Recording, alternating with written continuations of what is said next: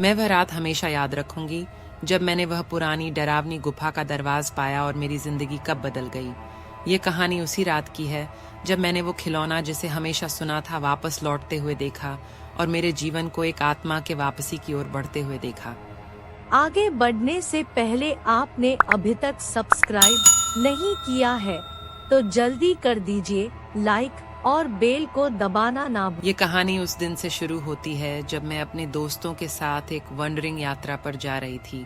एक छुट्टियों के मौके पर हमने अपने बैकपैक लिए और गुफा की ओर बढ़ते हुए उस जगह की खोज की जहां हमें कुछ डरावना मिल सकता था। गुफा अच्छी तरह से वन में छुपी थी और रात के आसमान में चमकते हुए सितारों की चमक देखकर हम वहां पहुंच गए, लेकिन वह सब कुछ न था जैसा हम सोच रहे थे।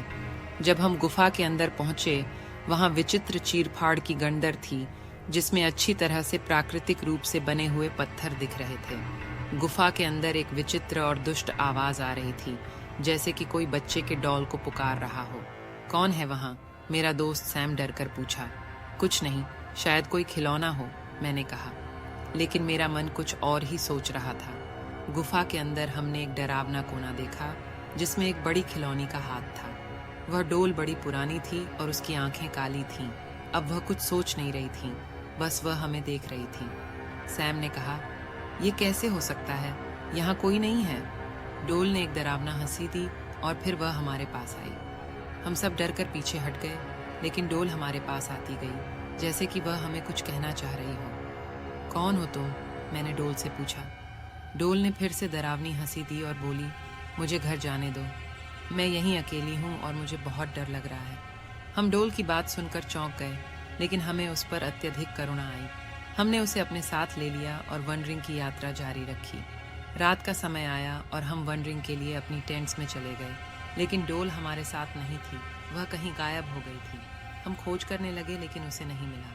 एक अच्छी तरह से सुनी हुई हवा अब बेहद ठंडी लग रही थी और एक डरावनी आवाज़ हमारे कानों में बज रही थी। हम डोल की खोज में जुट गए और वह हमें उसी गुफा में वापस मिल गई जहां हमने उसे पहली बार देखा था। डोल अब और भी डरावनी दिख रही थी और वह हमें देखकर हंस रही थी। तुम लोगों ने मेरी मदद की जगह मेरी मौके पर डरा दिया। उसकी आवाज़ ने हमें शोक में डाल दिया, लेकिन हम अब बचने के लिए बिल्कुल तैयार थे। हमने उसकी ओर बढ़ते हुए उसे पकड़ लिया और उसे उस गुफा से बाहर लेकर आए। वहाँ बाहर हमने एक पुरानी किताब देखी जिसमें डोल की कहानी लिखी थी।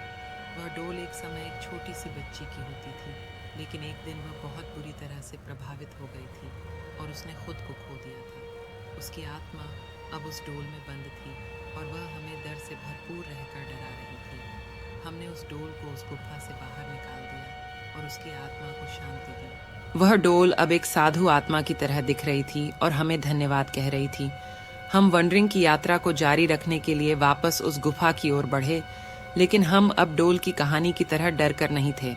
हम जानते थे कि डरावनी चीरफाड़ और आवाज सिर्फ एक विचित्र कहानी थी और असली डर वह था जिसका सामना हमने अपने अंदर किया था। इस अनोखे डोल की कहानी ने हमें एक महत्वपूर्ण सीख दी। कभी कभी हमारे सबसे डरावने सपने और भीतर के डर हमारे साथ ही होते हैं और हमें उनसे पार पाने की बहाने खुद को खो देना चाहिए। और हमारी उद्देश्य की ओर बढ़ते हुए हम एक नई शुरुआत के लिए तैयार थे, जिसमें हम डर के बावजूद सफल होंगे।